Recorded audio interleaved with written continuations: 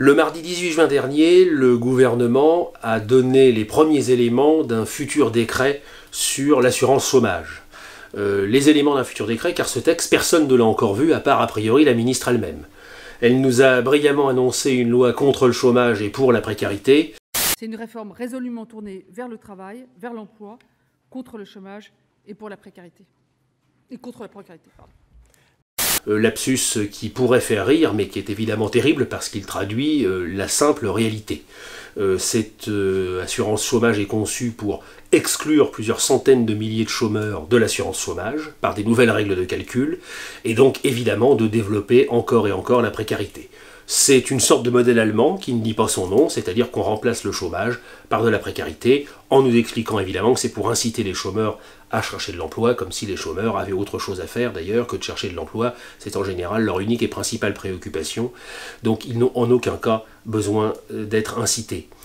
Évidemment, d'ailleurs, pour changer, ce texte a été pondu, sans doute par des cerveaux brillants, mais en tout cas autour de la table, il n'y avait aucun chômeur, aucun précaire et aucun représentant des chômeurs et précaires.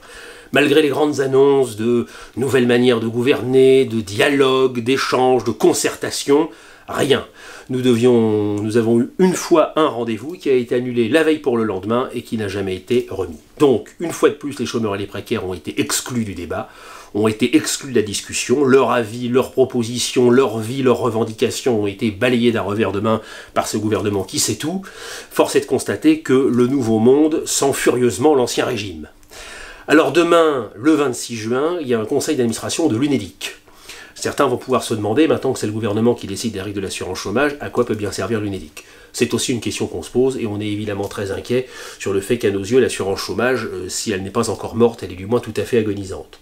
Mais l'UNEDIC, ce sont les partenaires sociaux, et demain, les chômeurs, les mouvements de chômeurs, le MNCP, la PACE, AC, la CGT chômeurs, et un certain nombre de syndicats comme les Solidaires ou le SNU, vont aussi interpeller les organisations syndicales de salariés qui siègent à l'UNEDIC, en les invitant à nous rejoindre et en leur demandant d'arrêter de cautionner un système que tout aujourd'hui, absolument tout, condamne absolument. Un système de dégradation sociale, un système d'ignorance des intérêts des salariés, des travailleurs et des chômeurs et des précaires, et un système qui aujourd'hui les exclut eux aussi complètement de toute décision.